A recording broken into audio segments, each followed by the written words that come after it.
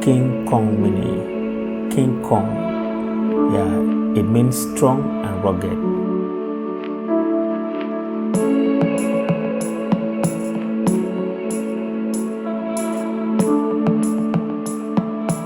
Hey, what's going on guys? Fred's Tech Up here. So the folks at Cubot was kind enough to send me their most recently released rugged smartphone called KingKong Mini. Yes, you heard me well. Hold on and hear this.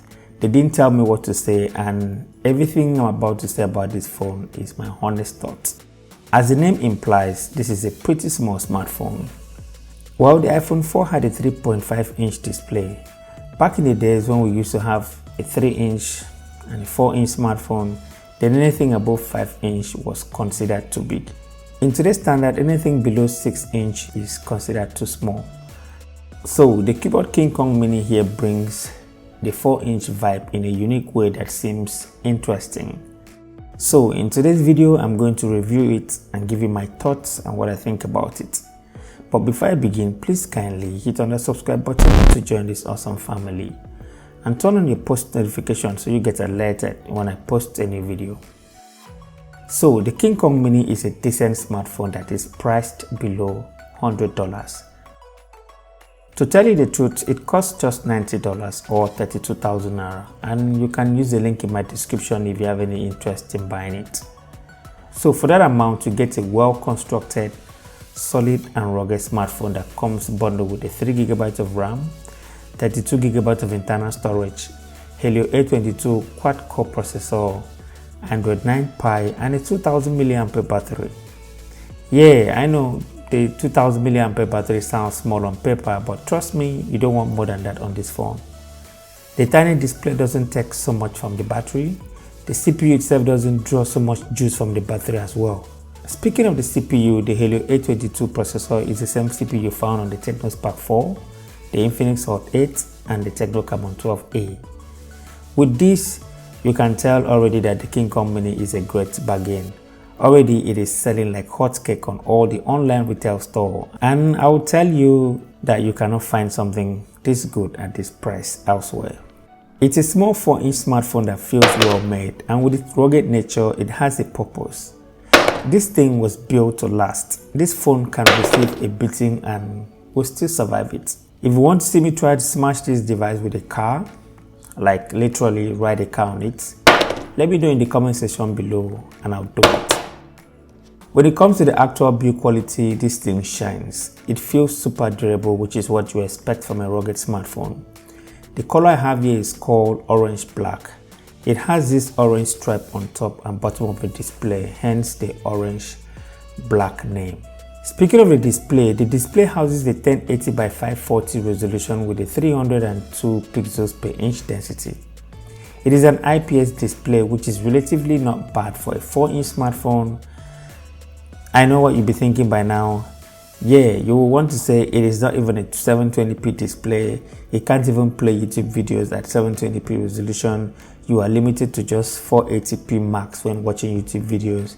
Yeah, I know all of that, but trust me, you don't want a 720p display on this tiny phone. Just look at the size. So that being said, the display is fantastic for what it is. It looks sharp, and I believe you wouldn't want to spend your money on this if you want it as your media consumption device. But it doesn't mean you cannot enjoy YouTube videos on this little guy. It is still very okay. It didn't feel out of place or something when I was watching YouTube videos on it. It felt just like a normal sized phone. Okay, so inside the box we have the phone itself, a thank you leaflet, a small envelope that contained a quick start guide, and some other documentation. Going further, we got a 5-volt power brick, 2 USB charging cable, and a tool to open your SIM bay. That's one of the things I don't like about it. You can't just swap out your SIM card on the go, which is kind of okay. I know some people will be fine with it. I guess this was done because of its rugged nature. So if you happen to drop it, everything will still stay in place. But I just wish we could just have something that we could just swap out immediately.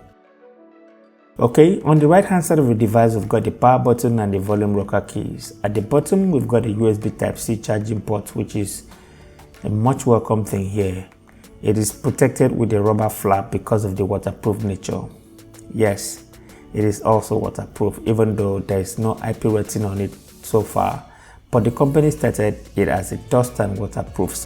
At the back, we've got a dual camera setup with a flashlight.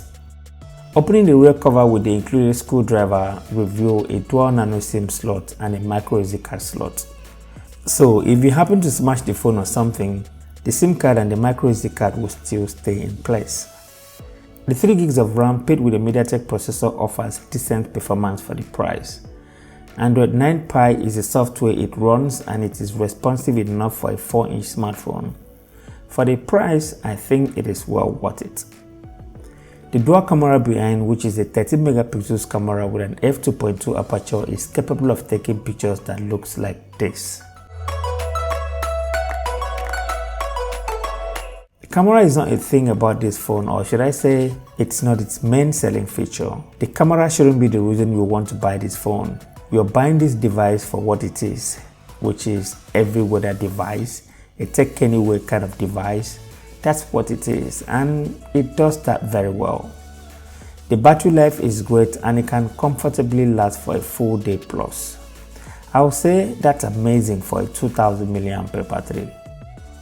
As you can see, there's no fingerprint scanner or anything like that, but it has face unlock and it works great in normal lighting condition.